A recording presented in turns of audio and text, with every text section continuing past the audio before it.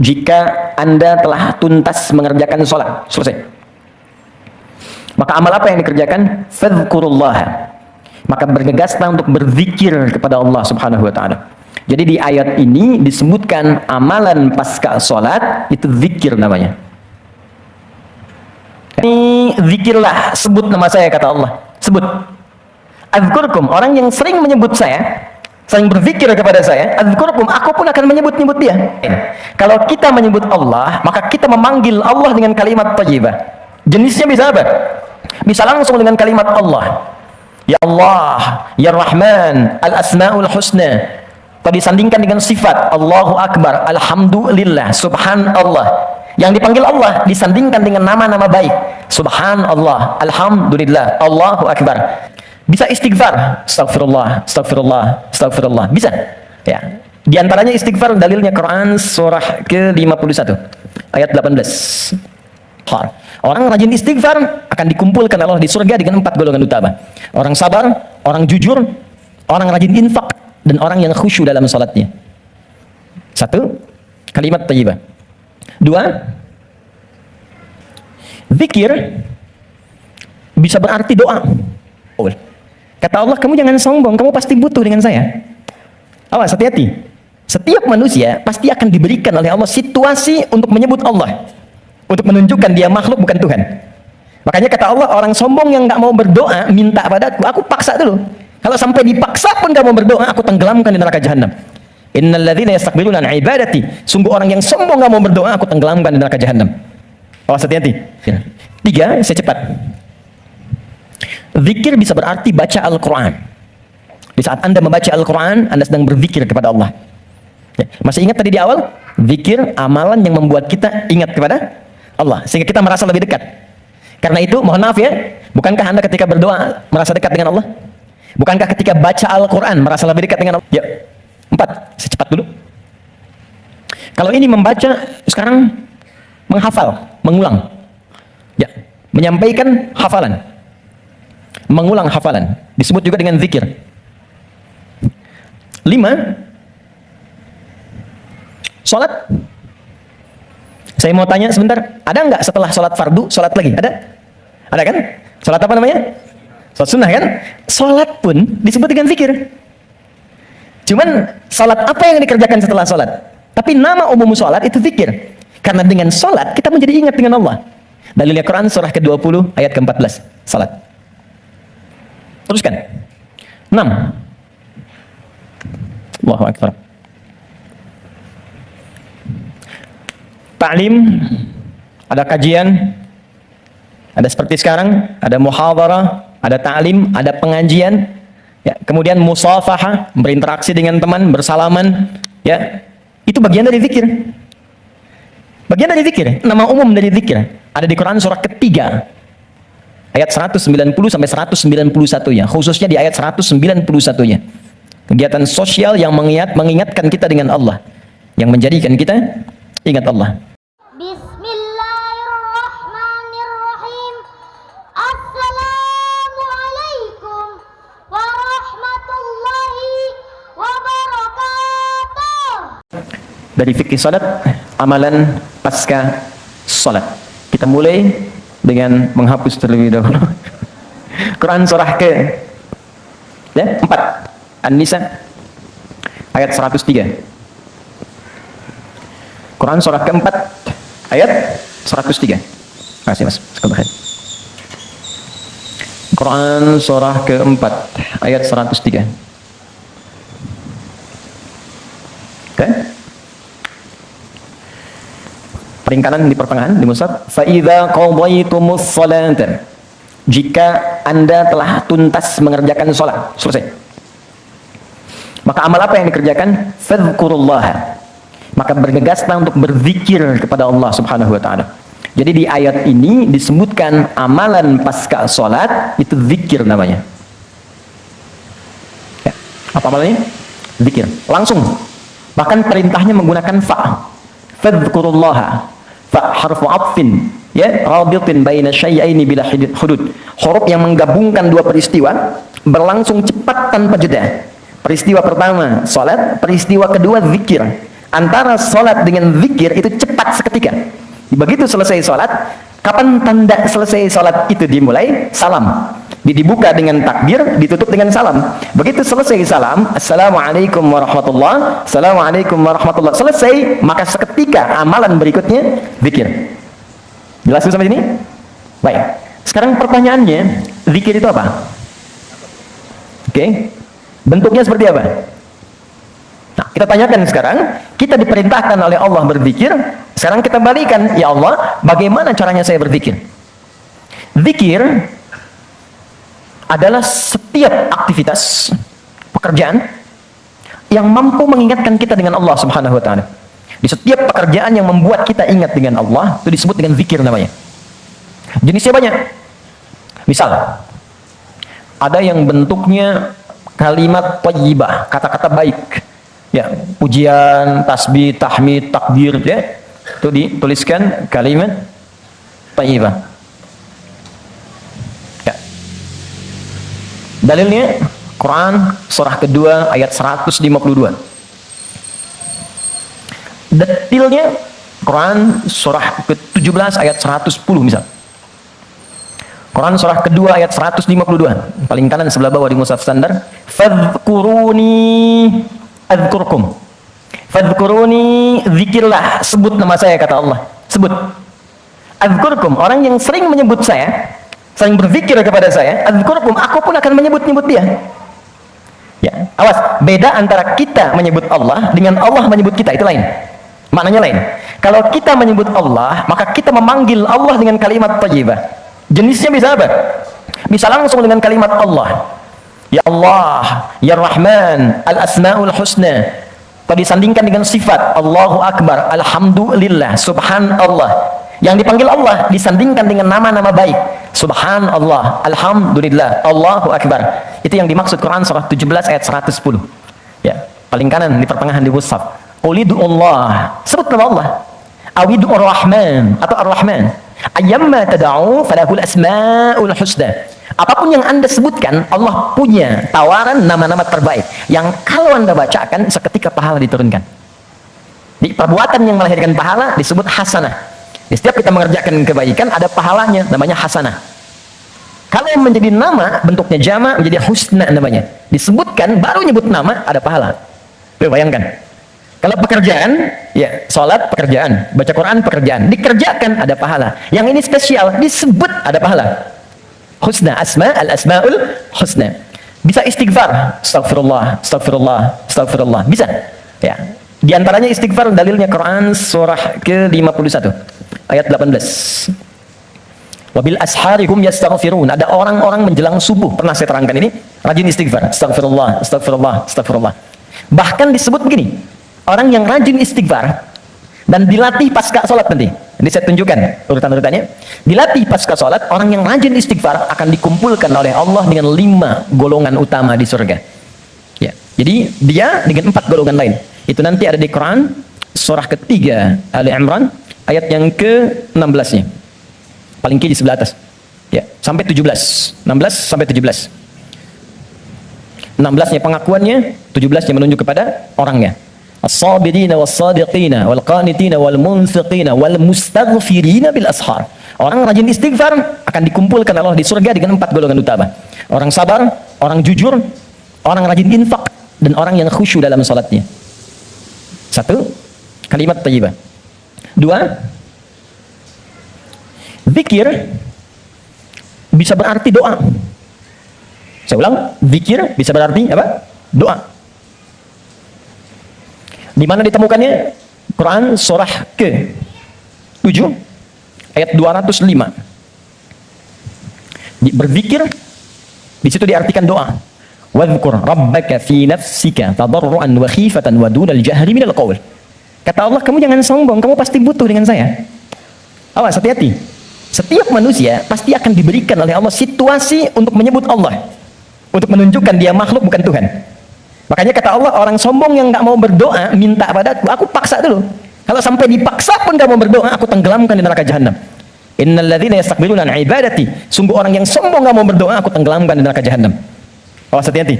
Karena itu seringkali kita mengalami situasi Yang situasi itu memaksa kita berdoa supaya menyebut Allah dan mengakui kita bukan Tuhan. Anda bukankah saat akan mengawali pekerjaan Anda berdoa? Bukankah saat akan belajar Anda berdoa? Bahkan dalam situasi yang tidak kita inginkan pun kadang datang. Maaf, ujian dalam pekerjaan, tiba-tiba kita ikut tender, kemudian orang lain yang ambil. Ya, ada sakit. Sekarang bahkan ada virus yang COVID-19, kita sama-sama berdoa ya. Mudah-mudahan diringankan, ya, dibantu pemerintah kita untuk bisa menangani dengan baik. Kemudian juga kita doakan terutama saudara-saudari kita di Korea, di Jepang, di Wuhan dan sebagainya. Saya dapat kiriman berita dari beberapa hari ini dari Korea, khususnya dari Jepang. Teman-teman, untuk Jumatan saja, jangankan seperti kita sekarang kumpul, sholat 5 waktu aja udah nggak bisa pakai di masjid sana karena khawatir gitu. Ini kita bantu dengan doa. Tapi yang paling menarik begini, dengan ini di antara hikmah sekian banyak itu salah satunya kita itu diarahkan untuk menyebut Allah. Bahkan ayo dipaksa sampai ke situasi yang sangat rumit gitu. Cari ini belum ketemu, ini belum ketemu. Jadi rumus di Al-Quran itu gini, kalau semua di kalangan makhluk tidak ketemu solusinya, artinya kita cepat diminta untuk bersandar pada Sang Khalik. Naik dulu ke atas, mohon dulu. Nah, kalau dengan situasi itu pun belum mampu menyebut nama Allah, Anda dikasih sakit, sampai sakit parah, belum menyebut Allah juga, perlu diberi apa lagi? Nah, jadi ini gambaran yang kedua, bisa jadi doa, ya, doa itu disebut dengan zikir. Wadhkur rabbaka fi nafsika, sebut nama Rabbmu, minta sama Allah. Ya, sebut dalam jiwamu dengan khusyuk. Doa disebut dengan zikir. 3, saya cepat. Zikir bisa berarti baca Al-Quran.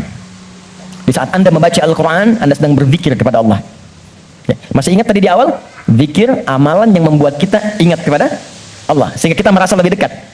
Karena itu, mohon maaf ya, bukankah Anda ketika berdoa merasa dekat dengan Allah? Bukankah ketika baca Al-Quran merasa lebih dekat dengan Allah?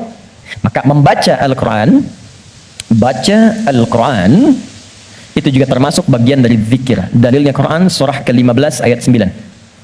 Al-Quran disebut oleh Allah dengan zikir.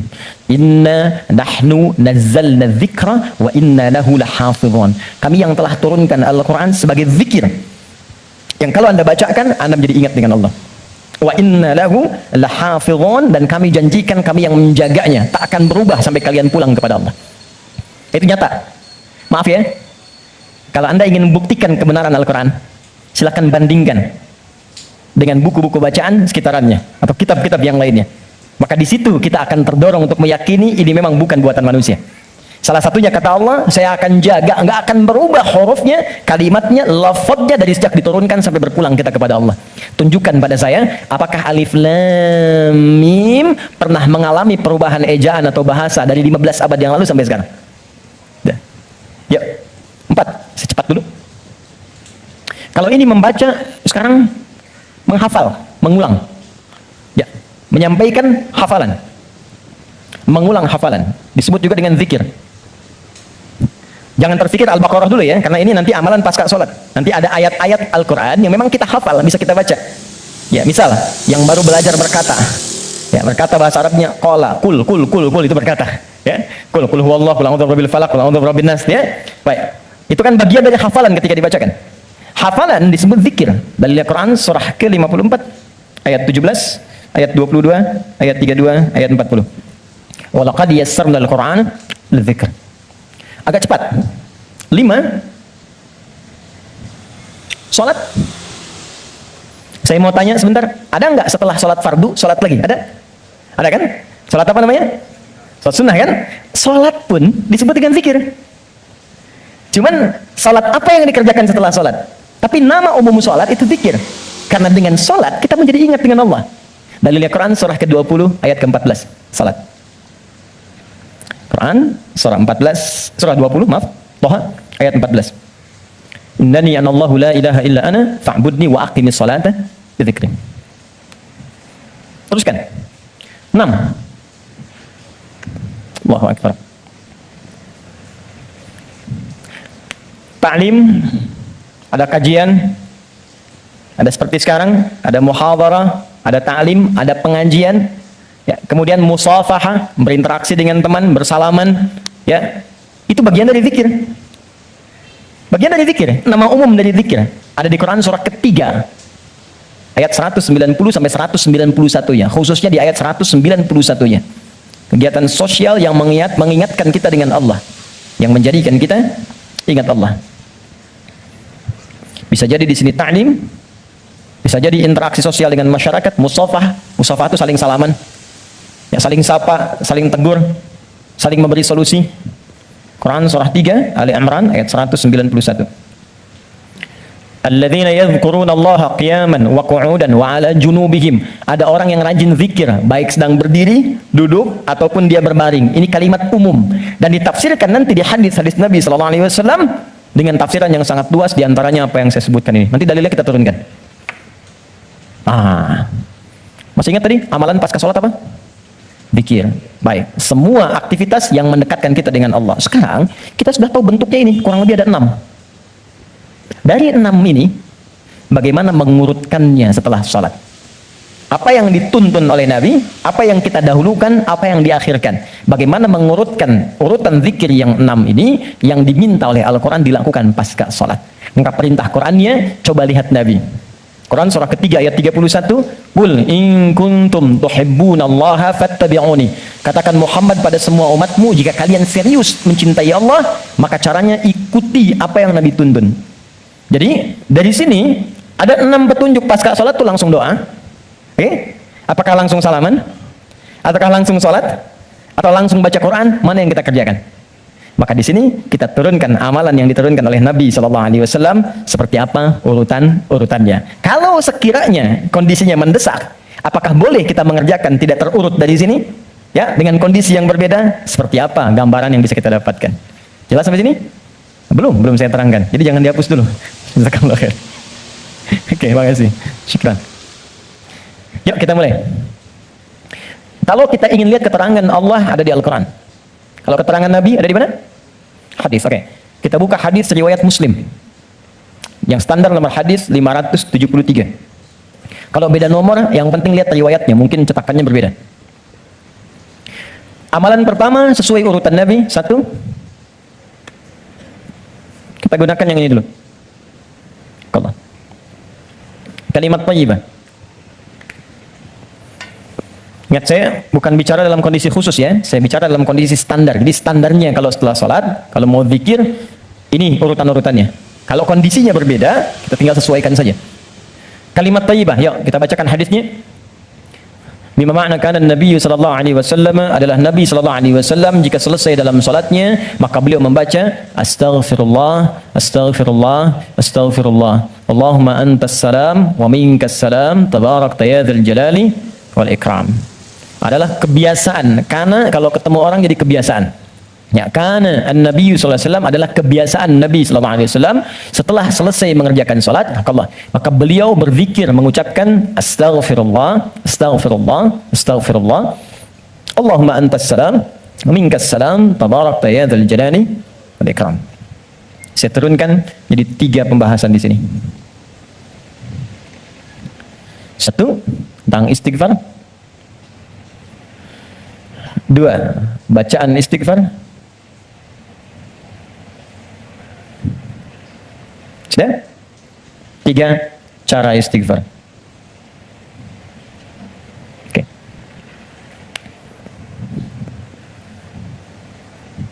Satu,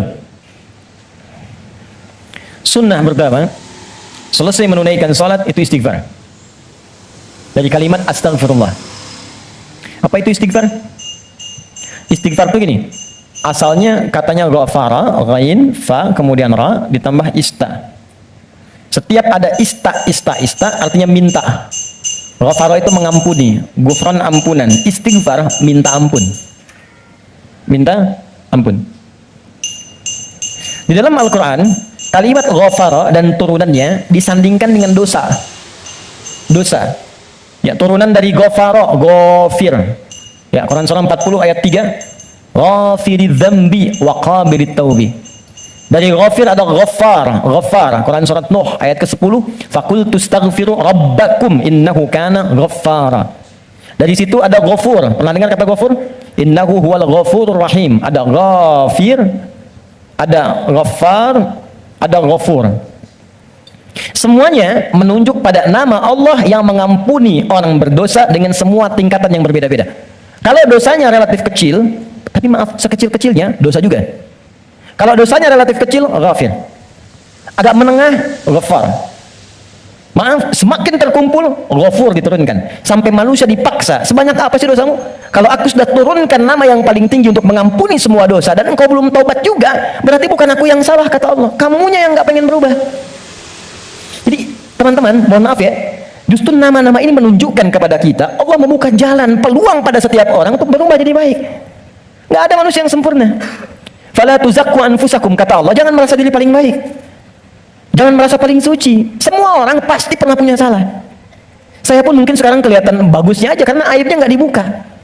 Kalau dibuka mungkin ada katakan nih, ternyata Ustadz ini buruk juga. Ustadz ini kotor juga. Jadi ini peluang dalam Al-Quran menawarkan, ayo berubah jadi baik. Semua orang pasti pernah punya masa lalu yang kelam. Tapi orang hebat itu yang bisa merubah yang kelam menjadi lebih baik di masa datang. Karena itu orang hebat disebutkan dalam Al-Quran, orang yang ketika dia merasa salah, dia berubah menjadi soleh. Karena itu dia ambil cara untuk tobat. Karena itulah Nabi memberikan isyarat, Allah sangat mencintai pelaku maksiat yang tulus bertobat dibandingkan orang soleh yang tidak pernah merasa salah. Catat itu. Di peluang jadi baik untuk semua. Di teman-teman pun kalau ada yang ingin ta'lim, jangan dilihat siapa dia. Oh dia ini, dia itu. Mungkin bergabung, barangkali dia lebih soleh dari orang yang pernah datang sebelumnya. Datang, rangkul, doakan. Insya Allah jadi baik. Nah, ini turunkan. Tapi yang paling menarik teman-teman sekalian, nah, fungsi istighfar yang pertama, kita minta ampun, artinya ada dosa. Dosa apa yang terjadi pertama kali pada orang yang baru selesai sholat? Kata para ulama, jangan berpikir yang besar-besar dulu. Mungkin dosa besarnya yang pertama kali terjadi pasca sholat, dosa yang harus ditutup dengan istighfar itu, dosa kurang khusyuk dalam sholat. Waktu diminta sholat khusyuk kan? Kata Allah suruh khusyuk kan?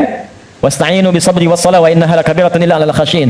Ayo salat yang khusyuk. Hafidhu 'alas salati wa salatil wusta wa qumu lillahi qanitin. Quran surah kedua ayat 238. Kata Allah kalau kamu salat yang khusyuk ya. Tapi berapa banyak dari sekian salat yang khusyuk? Bahkan baru takbir sudah kurang khusyuk.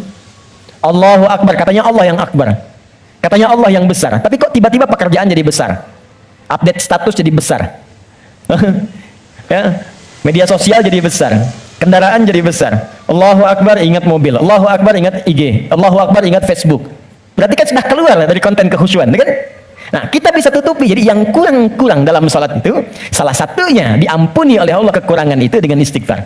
Jadi istighfar yang pertama kita lakukan bisa menutup kekurangan-kekurangan dalam salat yang kita kerjakan. Jadi kalau ada yang kurang khusyuk dalam salat, selesai itu dengan istighfar kita. Astagfirullah, astagfirullah, astagfirullah. Paham sampai sini?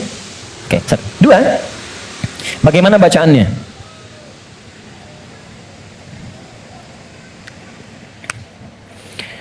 Teman-teman sekalian, bacaan istighfar itu bergantung pada kadar dosa dan jenis kesalahan yang kita perbuat. Misal, kalau yang standar tadi, ini kan standar. Ingat cara membaca hadis Nabi itu begini, jangan pakai terjemahan. Lihat dengan ilmunya. Jadi kalau Nabi katakan ini bukan berarti harus begini saja, kalau yang lain tidak, bukan. Kumpulkan dulu semua referensinya, baru kita lihat.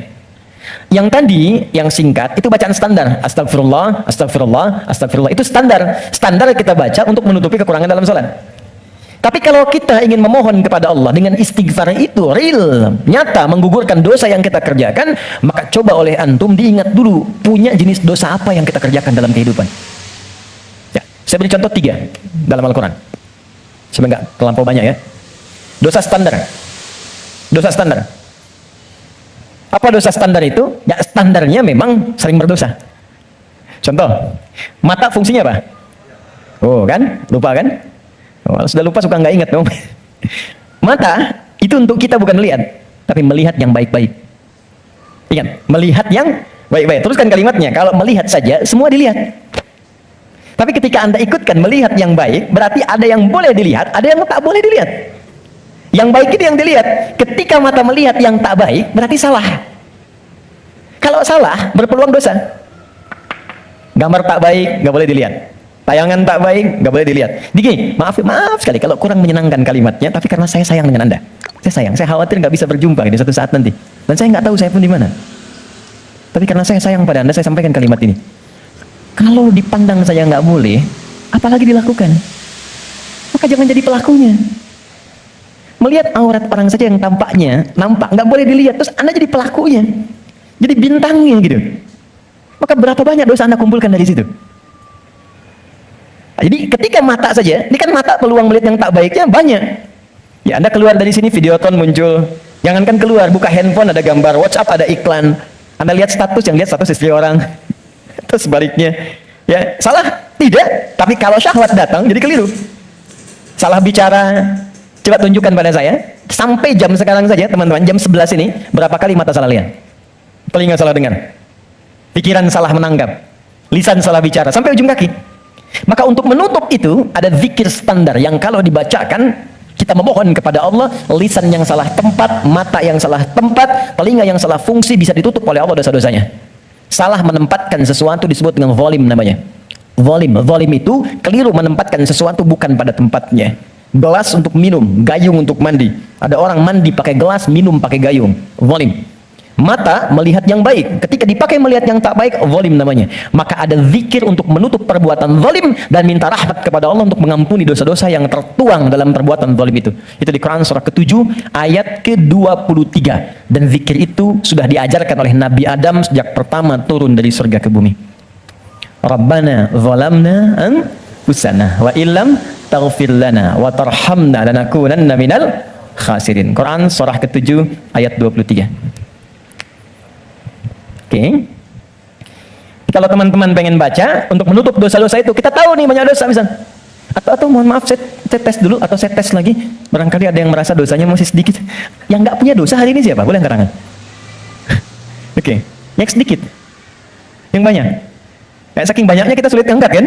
Karena merasa ada, karena standar. Ini apalagi sekarang peluangnya banyak tuh. Saya barusan protes tuh di pagi tadi. Saya mengingatkan pada media-media. Kenapa sih sekarang banyak menampilkan yang buruk-buruk tayangannya? Sehingga jadi tutorial maksiat gitu. Sekarang maksiat itu ada tutorialnya. Coba, Allahu Akbar, saya di jalan aja mau ke sini, buka berita isinya pembunuhan, perampokan, gini itu. Apa nggak ada yang baik-baik diberitakan?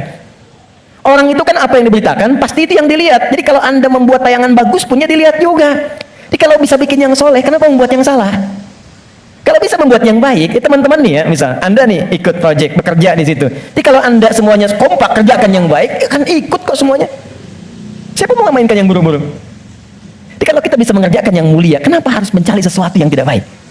Nah, sekarang kita sendiri ketika mengerjakan diingat, ini baru hari ini, belum sebelumnya.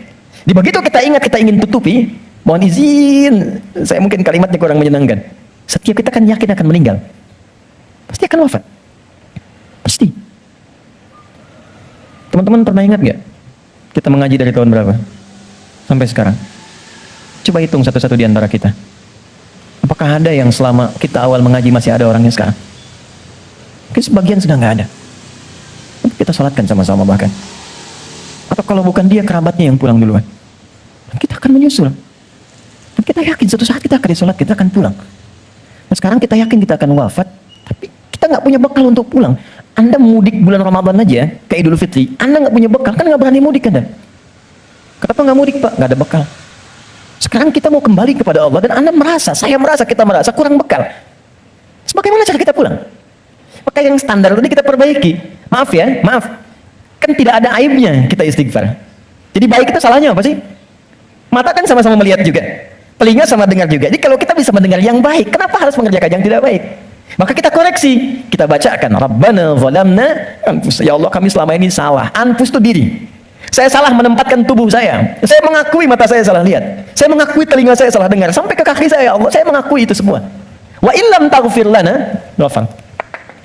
Dan saya mohon ya Allah, kalau kau nggak ampuni dosa aku ini saat ini, wa tarhamna, nggak rahmati aku, nggak sayangi aku dengan ampunanmu, lanakunanna minal khasirin. Aku takut kalau pulang aku rugi. Aku takut kalau wafat sekarang terus aku masih banyak. Itu. Minta. Ini yang pertama.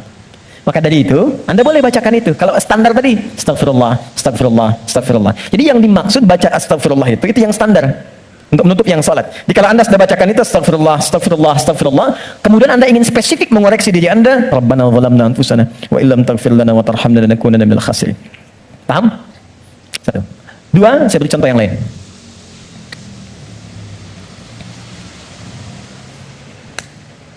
Ada zikir, istighfar, yang terkait dengan kurang sabarnya saat mendapati ujian. Sampai Anda berkata, ya Allah, kenapa mesti saya? Ya Allah, saya kan pengen hijrah, kenapa banyak masalah? Ya Allah, kenapa pekerjaan saya nggak pernah sukses? Ya Allah, kenapa rumah tangga saya jadi begini? Saya kan pengen berubah. Itu pernah terjadi di masa Nabi Yunus alaihissalam. Nabi Yunus, Dzannun, pernah diuji oleh Allah. Jadi Anda bayangkan, Nabi aja yang jelas surganya itu diuji. Masa kita yang belum jelas surganya nggak pengen ujian? Hah? Oke. Jadi teman-teman sekalian, kita kembalikan Quran surah ke-21. Ayat 87 sampai 88. Wa dhannuni idh dhahaba mughadiba wa dhanna an lan naqdira alaihi. Dan aku perkenalkan, kata Allah, aku buka kisah Dzannun, Yunus alaihissalam. Yang aku tugaskan. Jadi Yunus punya tugas alaihissalam berdinas di bumi sebagai rasul. Tantangannya nggak mudah. Maaf ya, ada yang kemudian mencela, ada yang menghina, ada yang menghujat, sampai naik ke kapal, sampai dilempar ke laut, sampai ditelan ikan paus. Puncaknya, sampai puncaknya. Saya mau tanya pada Anda, kalau ditelan ikan paus, kira-kira pengap atau tidak? Sudah pernah masuk? Gelap ya? Kita bayangkan, gelap, pengap, sulit kan? Tapi, yang ingin saya katakan begini, Nabi Yunus pada saat itu muncul sisi kemanusiaannya. Keluar kalimat begini, ya Allah, kapan kau tolong saya? Idzaba mughadiba fa dhanna alla naqdir alaihi. Dia kira kami nggak akan tolong. Dia berkata, ya Allah, kapan tolong saya? Kemanusiaannya. Cuman karena beliau nabi dan rasul, punya sifat ma'sum, maka diturunkanlah bimbingan oleh Allah untuk menjaga beliau supaya terbebas dari kesalahan. Dijaga. Itu sifat ma'sum dari nabi dan rasul. Maka kami turunkan zikir kepadanya untuk mengatakan, kamu jangan mengeluh. Ini ujian. Maka diajarkan zikir oleh Allah untuk mengentaskan keluh kesahnya. Setelah keluh kesah hilang, maka semua kenikmatan didatangkan kepadanya. Tapi yang paling menarik, di ujung ayatnya ditutup, akan ada orang beriman melakukan keluhan yang sama di masa depan. Walaupun nggak masuk ke perut ikan paus. Makanya kalimat Allah ketika membebaskan Nabi Yunus dari perut ikan paus setelah berzikir itu, kalimatnya fastajabna lahu fanajjainahu minal ghamb. Kami cepat jawab doanya, jadi begitu berzikir, dikabulkan oleh Allah, ditutup semua dosa-dosanya.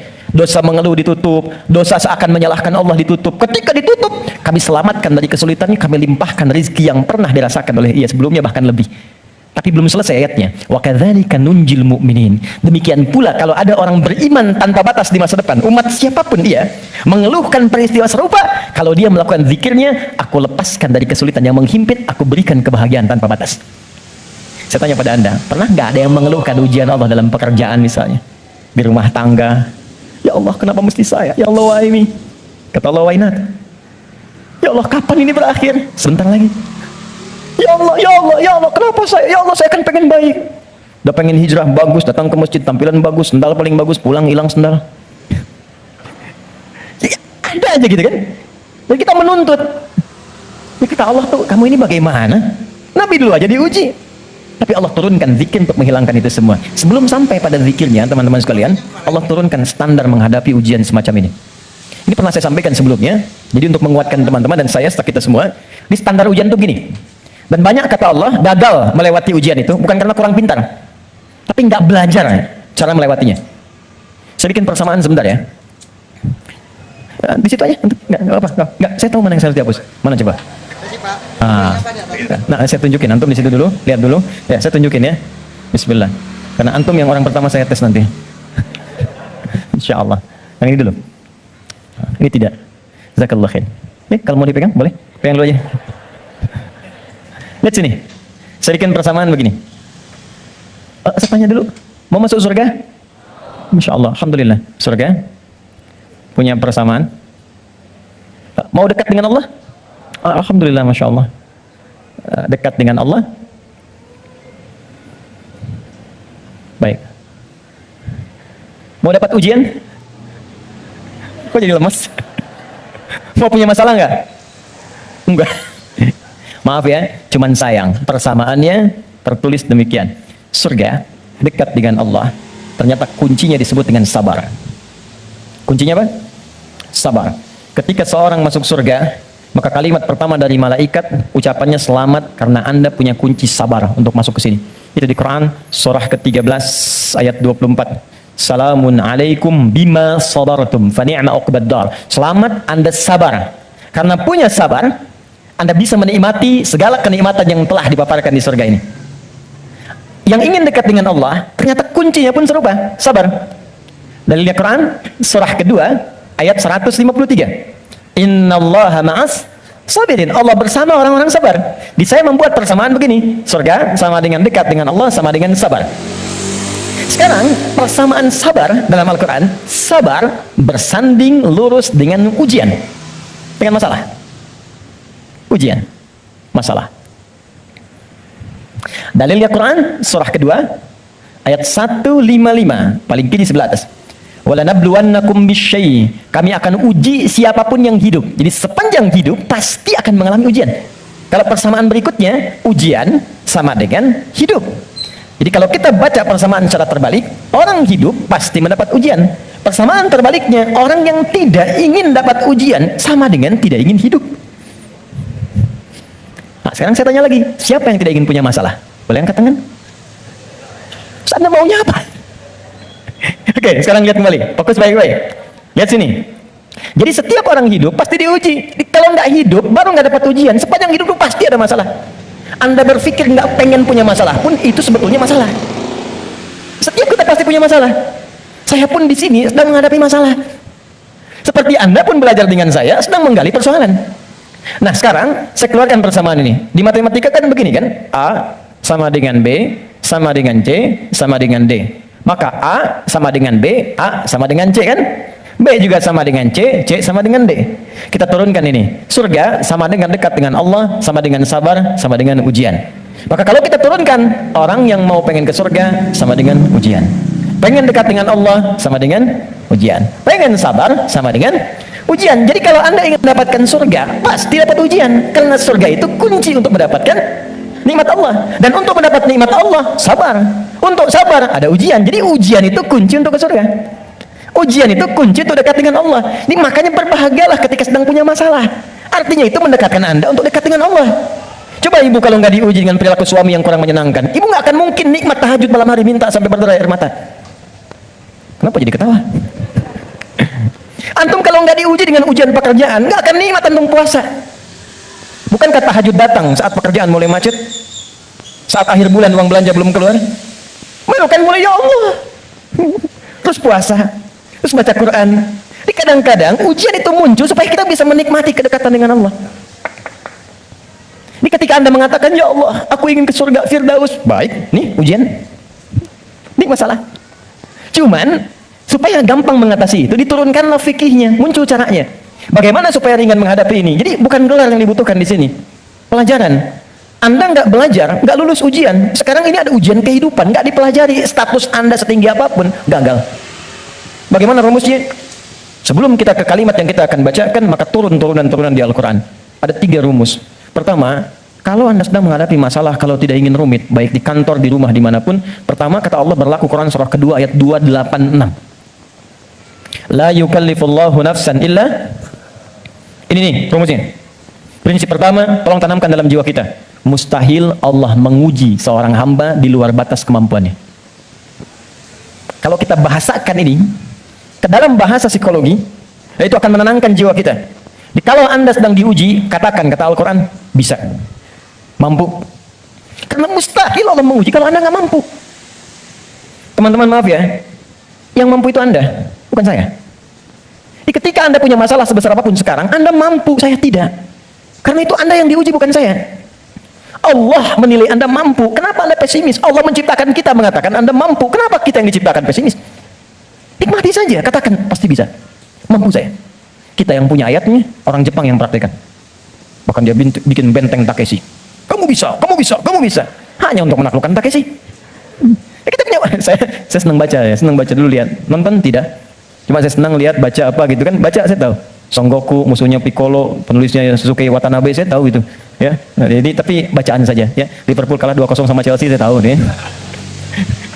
Nah, balik sini. Kembali ke awal tadi. Jadi itulah ujian. Kita mampu. Yang kedua, rumus kedua, Quran surah kedua Al-Baqarah di pertengahan ayat. Ya, yuridullahu bikumul yusra wala yuridu bikumul usra. Paling gampang al-insyirah, innama al-usri. So, itu secara psikologis itu akan menguatkan kita. Kata Allah, kalau engkau sedang punya masalah, katakan pada dirimu, pasti mudah. Pasti ada solusinya. Jadi kalau diri kita begitu, itu akan ringan menghadapinya. Maaf ya, dibandingkan Anda menulis status, nggak akan selesai. Ternyata kamu tidak seperti yang aku kira. Capek. Udah aja, pasti selesai, pasti bisa. Nah sekarang persoalannya, cara kita mengatasinya, ikhtiarnya bagaimana sekarang? Nah supaya kuat, maka Kadang-kadang ada tindakan yang keliru, kadang mengeluh, kadang curhat nggak jelas, kadang cerita ke orang, alih-alih kemudian kita mengadu kepada Allah, atau puncaknya malah menyalahkan Tuhan. Maka diturunkanlah oleh Allah sebuah zikir lewat lisan Nabi Yunus alaihissalam yang kalau dibacakan, seketika Allah tenangkan keadaan jiwa, dibuang keluh kesah, dan langsung diberikan jalan terbaik untuk mendapatkan nikmat yang diharapkan. Apa bentuk zikirnya? Quran surah ke-21 ayat 77-nya. Wa nada fil zulumati alla ilaha illa anta subhanaka inni kuntu minadh. Itu zikirnya. La ilaha illa anta subhanaka inni kuntu minadh zalimin. La ilaha illa anta subhanaka inni kuntu minadh zalimin. Ini umum. Bisa di jabatan mungkin kurang menyenangkan, bisa di harta benda, bisa di persoalan. Nabi Yunus kan dia menjabat sebagai rasul, cuma dikerjai oleh orang, dilempar ke perut ikan paus sampai keluar. Bahasa Qurannya, wa kadzalika nunjil mu'minin. Kalau ada orang beriman berzikir seperti sama yang dikerjakan oleh Yunus, kami selamatkan ia seperti kami selamatkan Yunus alaihissalam. Boleh dikerjakan pas ke salat. Langsung perintahnya di Al-Quran. Jadi kalau secara pribadi bacakan Rabbana zalamna anfusana, zikir terkait tadi bacakan ini. Bonusnya ada juga kan penyakit yang suka memvonis diri. Ya Allah, aku kok malah sakit begini? Kenapa mesti aku yang sering tahajud, sering puasa? Kenapa begini? Lakukan zikir Nabi Ayub alaihissalam. Bukan hanya diberikan ketenangan pada jiwa, bahkan diberikan kesembuhan. Diberikan kesembuhan. Saya berani mengatakan ini karena saya coba praktekkan di kalangan teman-teman spesifik. Dan hatinya 100%. 100%. Ini ada saudara kita yang sedang ikut karantina dari Goa. Cukup jauh Makassar ke sana. 30 orang, rata-rata di atas 50 tahun, 53, 57, sekian, sekaligus pendidikan imam. Sekarang di Sukabumi, ada di antara mereka yang matanya satu nggak ngelihat, satu. Coba saya sampaikan pesan Al-Quran ini, saya datang, saya kunjungi ke sana, saya sampaikan, ini cara menghafal, Anda bacakan doa ini sebelum menghafal ini, setelah menghafal ini. Kalau ada hajat khusus, cari di Al-Quran. Saya tunjukkan beberapanya. Tahu apa yang terjadi? 2-3 hari ke belakang, saya dapat berita, ternyata yang nggak melihat ini, hari pertama, kedua, ke-13, ke-14, ke-15 tiba-tiba remang-remang melihatannya. Begitu masuk hari selanjutnya dia buka kamar mandi masih pakai handuk, langsung ada cahaya. Ini nyata. Kelihatan semua benda yang di situ. Bisa melihat kembali. Dia keluar seketika dia langsung sujud. Syukur kepada Allah Subhanahu wa taala. Ini kisah nyata, saya tidak mengarang. Nanti mungkin sebentar lagi ke depan akan kita sampaikan untuk share kepada yang lain. Ada kemuliaan. Jadi kalau makhluk mengatakan mustahil, itu tanda dari Khalik, tinggalkan makhluk minta pada Allah. Nah, ada zikir Nabi Ayub alaihissalam untuk menghilangkan keluh kesah ketika sakit. Itu di Quran surah ke-21 ayat 83 sampai 84. 84 jawabannya. Wa ayyuba idz nada rabbahu, zikirnya anni massaniya dhurru wa anta arhamur rahimin. Allahumma anni massaniya dhurru wa anta arhamur rahimin. Ya Allah, penyakit ini sudah mengganggu saya, melukai saya, sedangkan Kau yang paling sayang kepada saya. Kalau yang paling sayang saja tidak menyembuhkan saya, kepada siapa lagi saya mesti meminta? Oke, jadi itu ya. Itu zikir pasca salat. Kalau ingin standar, silakan. Astagfirullah, astagfirullah, astagfirullah. Allahumma antas salam, minkas salam, tabarakta ya dzal jalali wal ikram. Kalau ada kebutuhan tertentu, silakan pilih. Ya, sesuai dengan standarnya. Kalau tobat umum dengan ini ingin dipanjangkan, silakan. Astagfirullahalazim, alladzi la ilaha illa huwal hayyul qayyum wa atubu ilaih. Boleh. Nah, cuma cara bacanya seperti apa? Karena banyak orang baca itu pun tidak mendapatkan hasil yang diinginkan. Maka terakhir, cara berzikir seperti yang digambarkan dalam Al-Quran dan hadis-hadis Nabi Sallallahu Alaihi Wasallam. Oke, ini bagian terakhir. Setelah itu kita jeda sebentar, kita diskusi kalau ada yang mau ditanyakan. Kemudian nanti kita urutkan selanjutnya kemana amalan-amalan berikutnya. Terakhir, teman-teman masih ingat apa itu zikir? Amalan yang menjadikan kita ingat kepada Allah. Sekarang gini, poinnya ingat Allah. Nah, jadi istighfar bagian dari zikir. Jadi saat istighfar pun fungsi zikirnya pakai istighfar dengan ingat Allah. Ini bukan cuma diucapkan di lisan.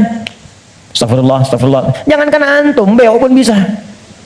Ajarin beo antum di rumah. Astagfirullah, astagfirullah, astagfirullah, astagfirullah, astagfirullah, astagfirullah. Bisa. Anak antum ajarin. Astagfirullah, astagfirullah, astagfirullah. Jangankan habis sholat, ada anak mau disuntik istighfar. Astagfirullahaladzim ya Allah, astagfirullahaladzim ya Allah. Ampuni aku ya Allah. Buka YouTube, ada. Ya. Jadi anak-anak tuh unik pokoknya. Apa yang diajarin, itu yang dia tangkap. Diajarin tayo, dia sebut tayo. Oh tayo, oh tayo. Bokar poli, embers, macam-macam. Ya. Jadi luar biasa. Kembali ke sini. Nah, jadi kalau kita ingin bacakan ini, maka fungsi zikirnya pakai ingat Allah.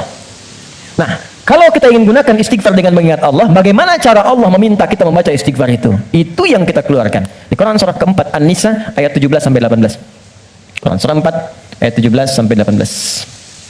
Ini caranya. Kalau ini nggak dipakai, jangan harap mendapatkan apa yang tadi diinginkan. Innamat taubatu 'ala Allahi lilladzina ya'maluna su'an bijahalatin thumma yatubuna min qarib. Sungguh taubat yang hanya diterima oleh Allah itu.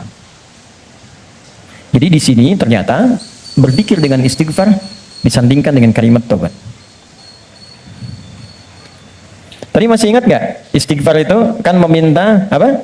Ampunan. Kalau minta ampun lawannya berarti punya apa? Salah, punya dosa kan? Baik. Dosa itu perbuatan baik atau buruk? Buruk. Buruk itu bahasa Arabnya su. Su itu buruk. Ya. Innamat taubatu 'ala Allah lilladzina ya'maluna su'an. Sungguh ada orang pernah berbuat dosa, su, perbuatan buruk.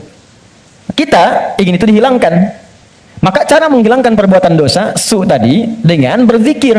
Ternyata zikirnya oleh Al-Quran disebut taubat namanya. Ini. Istighfar itu taubat. Dosa, perbuatan salah. Kalau ingin digugurkan, minta ampun. Minta ampun bahasa Arabnya istighfar. Ketika akan minta ampun bahasa Qurannya disebut taubat. Apa itu taubat? Kembali kepada jalan yang benar. Bagaimana caranya? 3. 1. Mengakui kesalahan yang dilakukan dalam bertaubat itu. Jadi kalau sedang istighfar, sekolahin, sambil diingat dosanya apa.